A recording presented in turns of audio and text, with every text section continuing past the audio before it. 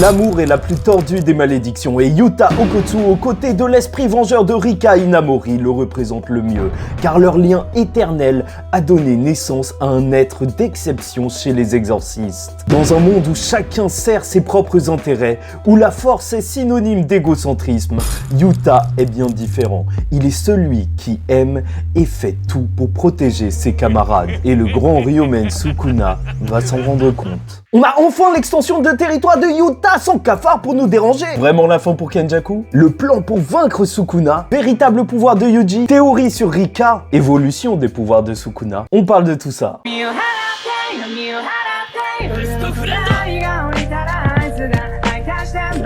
領域展開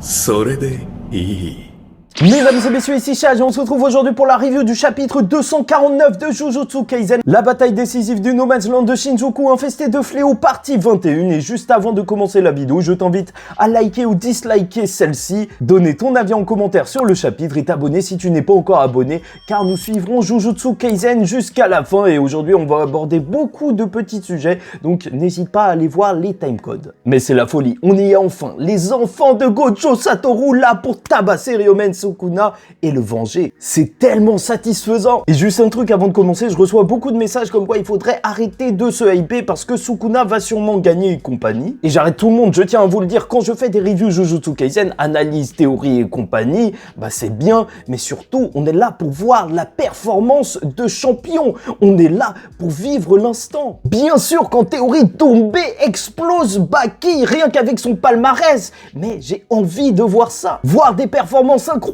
et tant que des hommes seront hypés, la hype ne mourra jamais. Et je fais partie de ces guignols qui se hype. Vivons Jujutsu Kaisen et on commence tout de suite par Yuta et la bataille des fléaux. Étant donné que le chapitre va s'ouvrir sur ce qui a précédé l'arrivée de Yuta, donc la volonté de Kenjaku qui allait être héritée alors que sa tête était coupée, et bien sûr ça a donné lieu à la libération des fléaux. Et ça bien évidemment c'était quelque chose qu'on pouvait attendre, Toji en avait parlé, c'est pour ça qu'il n'avait pas tué Geto par le passé. Et pour ceux qui se demandent dans le film Jujutsu Kaisen 0 pourquoi Geto on n'a pas vu plein de fléaux sortir de son corps, alors déjà on n'a pas réellement vu sa mort et Gojo était là, donc est-ce qu'il y avait réellement un problème et quelque chose à nous montrer à part une boucherie? Et en réalité c'était juste que Geto avait lâché tous ses fléaux dans le Uzumaki face à Yuta. Enfin pas exactement tous puisque l'autre moitié de ces fléaux était lâché à Kyoto pour retenir les autres exorcistes. C'est donc le danger avec le sort de manipulation des fléaux lors de la mort de l'utilisateur. Tous les fléaux sont relâchés, ils partent en cacahuète et apparemment, d'après Yuta, leur nombre était équivalent à ceux qui ont été lâchés à la fin de Shibuya et peut-être 10 millions, sait-on jamais. Oui, de toute façon, on te parle de Yuta, exorciste de classe S et donc un exorciste qui est capable de prendre un pays tout entier. Et oui, c'est extrêmement impressionnant, mais en même temps, Yuta, c'est l'exorciste ultime, celui qui peut lancer des décharges de sorts d'inversion, et donc l'énergie opposée aux fléaux, qui sont constitués d'énergie occulte, et ça les détruit, les désintègre littéralement. Donc si t'es pas un fléau de classe S pour résister un tant soit peu, bah c'est finito. Et le pire, bien sûr, c'est d'avoir la reine des fléaux à ses côtés, qui est juste énorme, et juste voir cette page qui, graphiquement, est incroyable. La violence graphique de Jujutsu Kaisen, je ne m'en remets pas, mais regardez le visage de ce fléau complètement écrasé par la main de Rika. Déjà, ça donne le ton. Même lui le dira plus tard, le seul moyen de gérer ça avec le moins de dégâts possible, c'était d'avoir Rika qui combattait ces fléaux. Et bon, tu connais, voilà, ça montre encore une fois à quel point il est humble parce que c'est aussi grâce à lui en réalité. Rika fait partie de son pouvoir. Et bien sûr, on peut tout simplement se demander si Yuta n'a pas pris le sort du corps de Geto, donc la manipulation de fléaux, pour récupérer tous ces fléaux et va les utiliser contre Sukuna. Donc retenons-le bien, là, le Yuta qu'on va voir affronter Sukuna est un Yuta qui vient littéralement d'affronter une armée, même si Sukuna, bien entendu, a lui de son côté perdu donc sa première vie face à Gojo et Kashimo, et ensuite a été mêlé par Higuruma, Yuji, Ino et Kusakabe. Donc voilà, les deux ne sont peut-être pas au maximum de leur capacité, peut-être un peu fatigués, mais ils vont se donner à fond. Mais avant d'en venir très exactement à leur combat, parlons de la fin de Kenjaku qui a fait débat. Le mastermind de Jujutsu Kaisen, l'exorciste millénaire, va-t-il revenir ? En effet, beaucoup de personnes sont insatisfaites de son traitement, alors qu'on l'aura vu littéralement devenir une sorte de totem avec sa tête qui flottait dans les airs, une image complètement folle qui fait penser à son extension de territoire avec justement ce pilier qui se trouvait au milieu et qu'il a réussi bien sûr à transmettre sa volonté en donnant les ordres au corps de Megumi pour la traque mortelle et même en transférant Tengen. Et au passage, c'était une question que beaucoup de personnes se posaient concernant Tengen, étant donné qu'il n'était plus manipulé par le sort de Geto. Comment allait-il le forcer pour cette fusion? En fait, là, il est sous forme plus ou moins de matrice, comme on aura vu les fléaux naître. Ce qui est une étape pour eux afin de devenir réellement des fléaux. Et donc, là, vu que Tengen, de toute façon, on nous avait dit que sa constitution faisait de lui quasiment un fléau maintenant, alors qu'il a évolué, puisqu'il n'a pas changé de corps et pris le corps de Riko Amanai durant donc l'arc du passé de Gojo. Alors voilà, ça semble totalement logique. Comme il le dira, il avait déjà peut-être prévu sa perte en ayant lancé le rituel de succession avec Sukuna bien avant. Bref. Et donc c'est ça qui est toujours aussi plaisant dans Jujutsu Kaisen, action-réaction, et on sent la vitesse à travers le fait qu'on ne voit même pas l'action qui est arrivée, juste la tête, le cerveau planté. Et ce qui est plutôt intéressant et assez drôle dans un certain sens, étant donné que ça va pas du tout dans le sens de la commu, Kenjaku, lui, a été satisfait de son dernier combat face à Takaba. En même temps, il le disait à Shozo, il serait heureux même si la fusion ultime de Tengen était un clown, car à la fin, ce qu'il cherchait, c'était juste le divertissement. Et rien que ça, c'est plutôt marquant, foreshadowing pour les fans de One Piece, donc il aura été véritablement tué à cause d'un clone, donc douce ironie ou fatalité, à vous de voir. Il le dit bien, il ne s'était jamais autant amusé en 1000 ans, et c'est vrai, en réalité, quoi de plus satisfaisant pour Kenjaku, qui voulait satisfaire sa curiosité, qu'aller à fond face à une personne qui pouvait matérialiser son imagination, et dont l'imagination était illimitée. C'est complètement fou et beau en réalité. En vrai, ce combat, il était plutôt profond, alors que Takaba semble lui aussi avoir trouvé la paix en accomplissant son objectif, partager un vrai moment de comédie.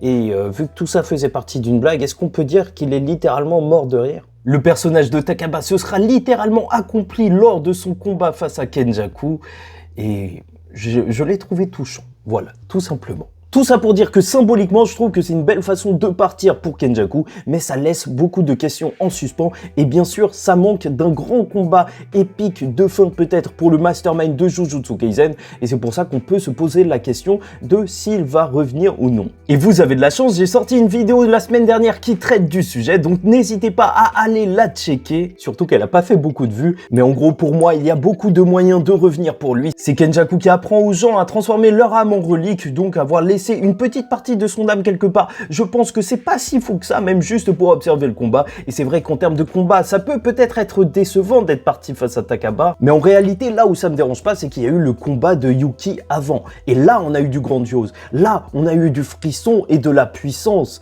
Et au final, est-ce qu'on avait besoin de revoir ça alors qu'on a Sukuna pour voir ce genre d'affrontement? Kenjaku aura eu un affrontement à son image, hors du commun, et vraiment très bizarre. Bref, donc revenons-en enfin au combat Sukuna-Yuta. Et parlons du fait que Sukuna va bientôt être au maximum, ce qui pourrait faire perdre Yuta. Puisque retour au combat, après l'offensive de Rika, Yuta se dresse face à Sukuna, un Sukuna qui est en train de se soigner. Et là, Yuta le remarque bien sans sixième œil, il voit que la régénération de Sukuna est revenue presque à son pic. Oui Gojo, à quoi te servait ton sixième œil si tu n'as même pas vu la technique de Sukuna? Et donc s'il re-atteint son pic de régénération, ça veut dire qu'il pourra retrouver son extension de territoire. Et je tiens à ce que tout le monde garde ça en tête, si Gege Akutami nous lâche ça maintenant, ça veut dire que ça peut réellement arriver. Et que ça pue, même si Yuta et Yuji arrivent à mettre Sukuna au bord de la mort, s'il lâche son extension de territoire, ça va changer la donne. Et ça va sortir au bon moment, comme d'habitude. Sukuna qui est protégé par le scénario, et hop, l'ange m'attaque, mais elle s'arrête parce que je fais semblant d'être parti,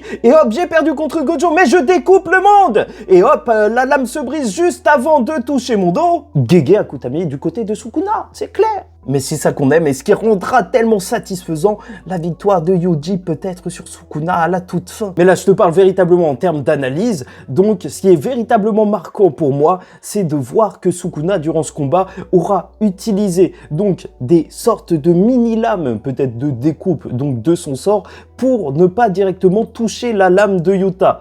Et rien que ça, ça fait peut-être penser à l'infini. Et sachant que Sukuna a la capacité, a la technique suffisante pour copier n'importe quel sort, il a pu copier la découpe du monde de Makora, bah ça pue. T'imagines un Sukuna avec un genre d'infini qui découpe chaque personne qui s'approche de lui, même la lame d'Iguruma ne servirait à rien. Mais bon, j'espère que ça ne va pas arriver, que c'était juste un petit moment comme ça, mais ça fait peur parce que crois-moi, Gege Akutami ne laisse rien au hasard. Une armure de découpe le rendant invincible. Enfin bref, tout de même, il est temps de nous re-hyper en parlant du personnage de Yuta et d'abord sa psychologie. Il est gentil. Alors je tiens à vous le dire, c'est pas pour rien qu'il est dans mon top 3 personnages favoris de Jujutsu Kaisen. Je suis plus team Captain America que Iron Man. Oui, attrapez ma veste! J'aime les personnages qui représentent des idéaux de vertu, les gens gentils tout simplement, et d'ailleurs j'essaye d'être gentil, mais bon c'est pas facile hein, sur internet, alors que... Surtout sur Twitter, hein. Vraiment, n'allez pas sur Twitter, les gens s'insultent pour rien du tout. Bref, durant ce chapitre, on aura le droit à un questionnement de Yuta qui montrera surtout sa bienveillance et sa responsabilité envers ses camarades. Et c'est ça qui rend l'affrontement face à Sukuna extrêmement intéressant. C'est quand même un personnage qui se retrouve aux antipodes de Sukuna, qui ne se sent responsable de rien, qui ne vit que pour lui-même, qui ne se pose jamais de questions. S'il veut manger, il mange, s'il veut tuer, il tue, s'il veut s'amuser, il s'amuse. Et pour Yuta, il se dit littéralement qu'il aurait dû être là pour affronter Sukuna, pour le plan même de la lame d'Iguruma. Peut-être que l'avocat ne serait pas mort, et même s'il se dit que c'était lui qui devait être là face à Kenjaku pour gérer les fléaux, bah pour lui, il estime que c'était juste une histoire de satisfaction personnelle, qu'il voulait réellement faire ça, et il se sent fautif pour ça. Et ça, c'est véritablement super intéressant de voir un personnage de Jujutsu Kaisen autant questionner sa morale et les actes qu'il a commis. Vraiment, ça arrive si peu rarement. Yuta est une exception parmi les exorcistes. J'ai réellement l'impression qu'il se sent plus responsable que le plus fort qu'était Gojo Satoru. Pour le monde entier, Gojo, lui, quand il est sorti de la prison, il s'est pas dit « Oh, si seulement j'avais été là, j'aurais pu tout gérer. » Non, il y a que Yuta pour se prendre la tête autant. Et toute cette culpabilité, il la met dans une résolution, abattre Sukuna, et c'est pour ça que, mesdames et messieurs, nous avons le droit à l'extension de territoire de Yuta. Mais avant ça, je tiens à vous dire et le souligner, Yuta est une menace pour Sukuna, car il est surpuissant. Parce qu'avant même d'avoir lâché cette folie, cette extension, on verra donc Rika foncer sur Sukuna, tout ça pour cacher Yuta. Tu vois véritablement qu'ils ont ce sens du combat en duo. Quand Yuta se bat, il ne se bat pas seul, il se dissimule. Même grâce à Rika, sa force ne fait pas tout à Rika. C'est aussi quelque chose que Yuta peut utiliser d'autres fins, et juste garder bien ce moment en tête quand même. L'épée de Yuta, alors qu'elle allait toucher Sukuna, Sukuna donc a utilisé ces sortes de mini-lames pour ne pas être en contact direct avec cette épée. Le grand Ryomen Sukuna fait extrêmement attention à ne pas toucher l'arme de Yuta. Le grand Ryomen Sukuna est sur la défensive. Bien sûr, la chorégraphie est folle, comme d'habitude, ça pète, on lâche rien jusqu'à ce que Yuta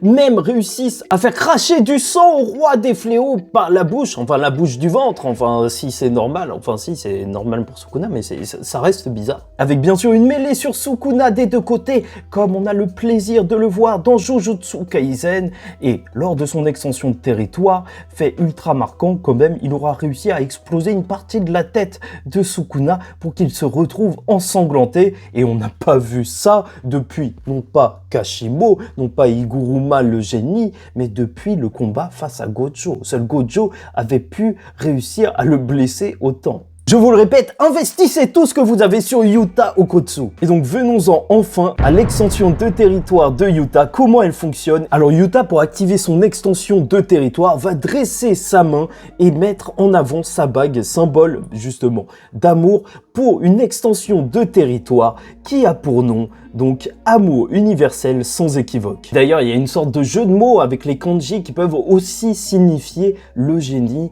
et donc c'est tout à fait le personnage de Yuta, l'amour et le génie. Donc on a un espace fermé où on retrouve tout autour des nœuds géants symboles de lien. Plusieurs épées sont enfoncées dans le sol et chacune d'entre elles semble contenir un sort que Yuta a copié. Alors que normalement il a une restriction quant à l'utilisation de ses copies, durant son extension de territoire, il semble n'avoir aucune restriction et peut peut-être utiliser une cinquantaine, une centaine de sorts différents. Et purée les gars, qu'est-ce que ça fait plaisir de voir une nouvelle extension de territoire. La dernière fois qu'on en a bouffé, c'était du Gojo Sukuna, Gojo Sukuna, Gojo Sukuna, ça ne s'arrêtait pas. Et là, on voit une nouvelle, oh ça fait du bien. Visuellement, certains y verront une référence à Soul Eater, à Fate. Moi personnellement, je vois Bleach parce que Bleach, voilà, c'était mon enfance et compagnie. C'est pas du plagiat parce qu'en réalité, des épées plantées dans le sol d'un champ de bataille, bah, c'est quelque chose que tu retrouves en termes d'imagerie un petit peu partout, même dans Berserk, et pour cause, l'image que ça rend est juste folle. Parce qu'il faut se dire un truc, là c'est pas juste des sorts qui sont au sol, il faut se dire que chacun de ces sorts est possiblement une personne, que Yuta, chaque épée qu'il y a d'enfoncée est probablement un pouvoir volé par la force, et donc c'est un cimetière. Ça se trouve qu'il a tué au moins une centaine de personnes pour avoir ça, c'est monstrueux. C'est là qu'en toute honnêteté, je suis obligé de vous parler d'une polémique qui est née à cause de ça. Yuta qui serait raciste étant donné qu'il a passé la plupart de son temps en Afrique, ça fait qu'il a passé du temps à tabasser l'Afrique, à piller l'Afrique. Oh, C'est raciste. Oui. Ça va péter. non mais c'est de l'humour. Bref, et même si on ne sait pas jusqu'où vont les pouvoirs de Yuta, est-ce qu'il peut utiliser qu'une seule fois chaque sort, ou est-ce que lorsque l'épée se brise, alors c'est terminé pour ce sort qu'il a copié, on peut retenir deux choses très importantes sur le fonctionnement de cette extension de territoire qui fait toute la différence. Alors déjà, je vous rappellerai qu'une extension de territoire se constitue d'une barrière dans laquelle on infuse un sort qui va toucher directement normalement l'adversaire. Dans les extensions de territoire les plus optimales, donc celle de Gojo, ça fait que directement à l'intérieur, tu reçois des informations qui te font bugger le cerveau. Celle de Mahito, tu te prends directement le sort de manipulation des âmes et donc ton corps, il est totalement transformé. Et là, pour Yuta, il semblerait qu'il puisse infuser n'importe quel sort dans sa barrière et que là, spécifiquement pour Sukuna, il a mis comme sort qui touche directement donc le sort de l'ange, le sort qui permettrait même possiblement de séparer Sukuna de Megumi. Il aurait pu même le faire tout seul. Voilà. Déjà, juste ça, c'est incroyable de la part de Yuta parce qu'il peut mettre le sort qu'il veut, donc pour éliminer l'adversaire de manière la plus adéquate possible. Bon, je vous l'avais dit que le sort de l'ange, il reviendrait sur le tapis, étant donné que même on avait vu Yuta à côté de l'ange quand elle se faisait soigner, et plus que ça, donc Gege Akutami a redessiné les pages du sort de l'ange. C'est un sort extrêmement important pour vaincre Sukuna. C'était sûr qu'il allait le réexploiter. Voilà, ici, on parle beaucoup, mais on parle pas de rien non plus. Et donc là, comme toute extension de territoire, Yuta a une barrière qui lâche des sorts automatiques. Ça, c'est déjà complètement fou qu'il puisse choisir celui qu'il veut. Mais plus que ça, donc, et c'est là où ça fait la particularité de Yuta, il a accès à des sorts illimités avec ses épées. C'est peut-être une des extensions de territoire les plus cheatées qu'on ait vues dans Jujutsu Kaisen. Tout ça alors que bien sûr dans une extension de territoire, comme on l'avait vu avec Megumi,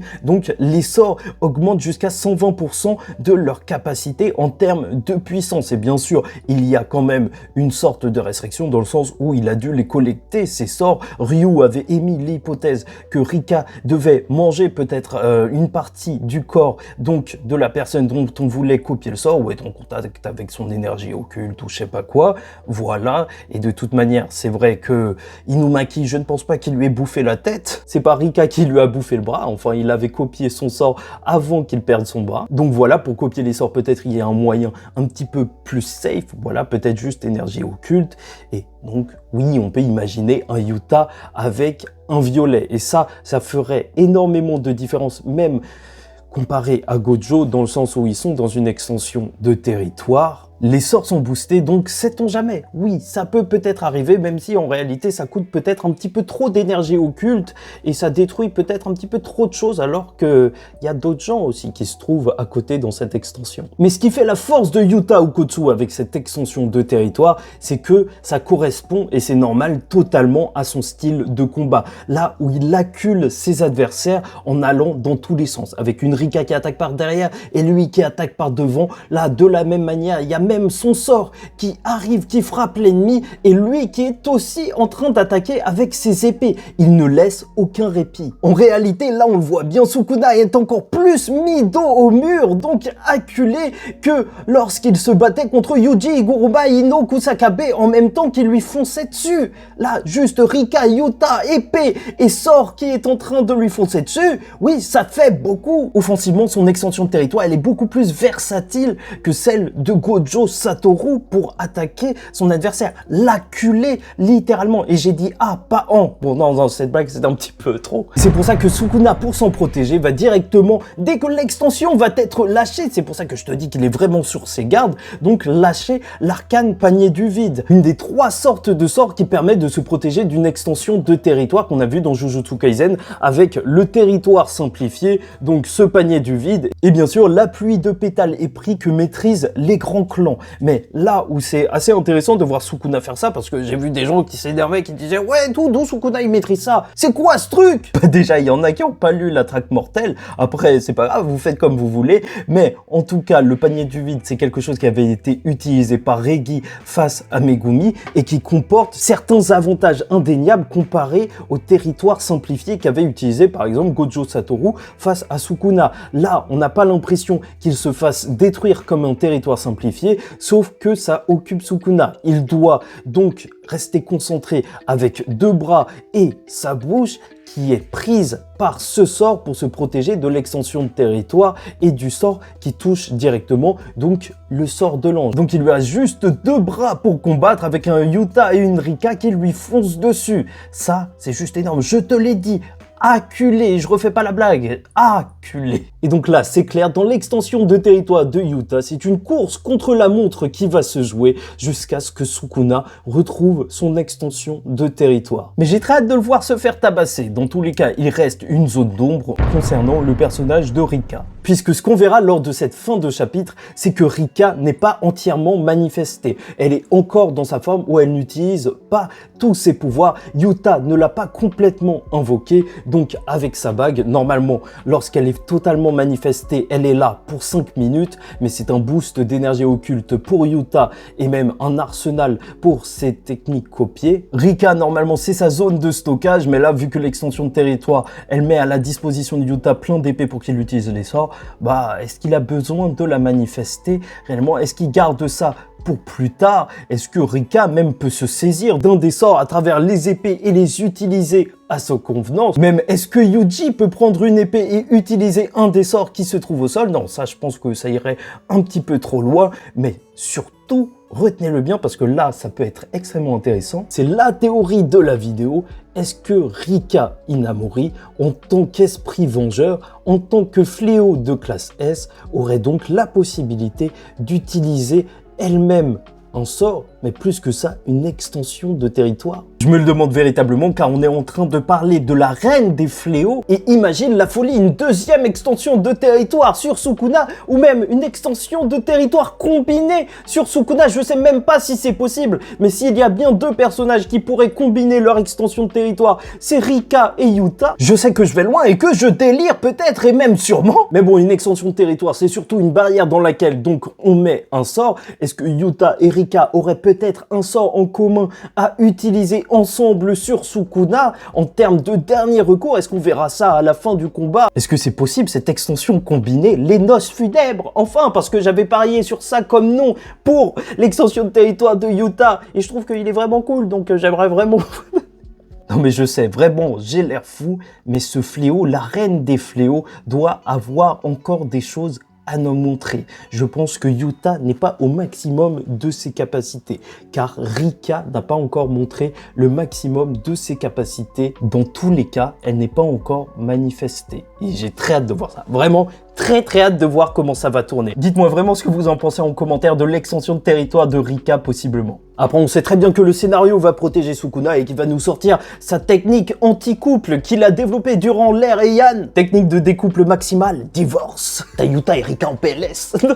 Et donc terminons la vidéo en parlant d'un grand sujet, le plan et le sort de Yuji Itadori. Voilà, du côté de Yuta, c'est simple, il va acculer Sukuna, et alors qu'on les retrouve après un premier échange de coups, encore la technique d'Uro, donc fulmination céleste, qui va faire péter un œil à Sukuna, mais il va se soigner très rapidement, et Yuta, lui aussi, semble s'être fait découper la tête, mais lui aussi s'est fait soigner assez facilement. Bon, on va avoir les pensées du roi des fléaux, et purée, c'est incompréhensible, Sukuna, il faut qu'il arrête, il faut qu'il appelle les gens par leur nom, parce que gamin possédé, le gamin, mais de quoi il parle? Non, en vrai, ça rappelle surtout à quel point c'est un honneur quand le roi des fléaux se souvient du prénom d'une personne, l'appelle par un nom, donc Iguruma Gojo Satoru, bientôt Yuta, jamais Yuji, on déteste Yuji. Donc d'après Sukuna, le plan va être simple. Dans cette extension, Sukuna doit donc se protéger du sort de l'ange avec 2 bras et une bouche occupée. Il doit aussi se protéger des coups de Yuta, qui a des techniques illimitées. Et surtout,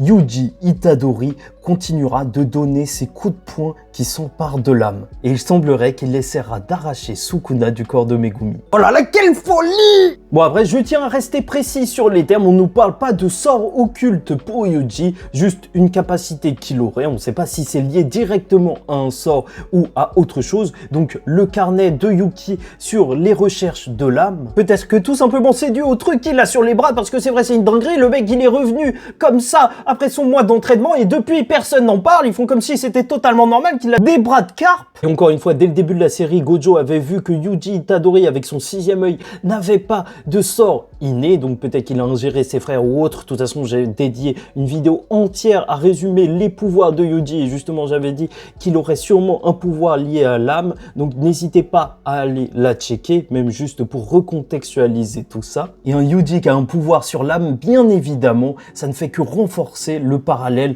entre Yuji et Mahito, leur opposition dans laquelle ils sont les mêmes. Et ça, c'est magnifique. Bon après ça me tue parce qu'il y a un mec sur Twitter qui m'a dit ouais de toute façon il tape la pause et comme d'hab il va terminer par terre et il va pleurer.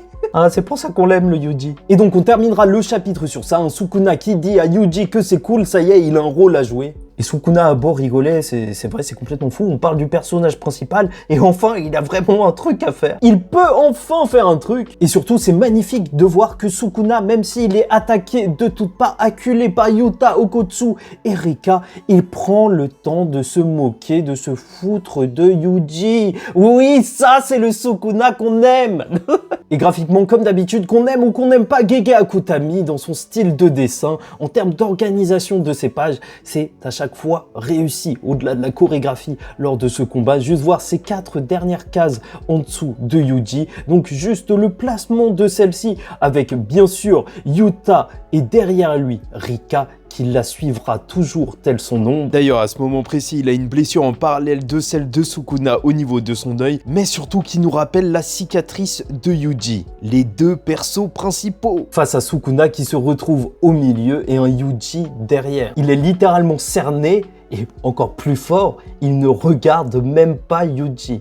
Et ça, c'est beau. C'est beau. Même dans les cases, dans leur placement, il humilie Yuji. Un VS3 qui risque d'être légendaire. Enfin, Sukuna va payer pour s'être battu avec Agito et Makora contre Gojo. Là, on aura Rika, Yuta et Yuji. Les enfants de Gojo qui vont venir taper. Il est temps de venger le sensei. On est peut-être dans la phase finale de leur plan. Donc véritablement, attendez-vous à des dingueries, surtout que le plan a été expliqué par Sukuna. Il ne connaît pas toutes les subtilités. Ça se trouve que Maki va arriver par derrière et juste couper la tête de Sukuna quand il s'attendra le moins à cette intervention. Et même sait-on jamais, parce que ça pue, oui, ça sent le retour du combat d'Akari Uraume pour le prochain chapitre, parce que ce sera difficile de nous hyper après ce chapitre sur d'autres combats, donc il faut les faire passer, et si on voit Akari arriver de nulle part, puis un flashback du combat Akari Uraume, ça aussi, ça pourrait extrêmement bien marcher.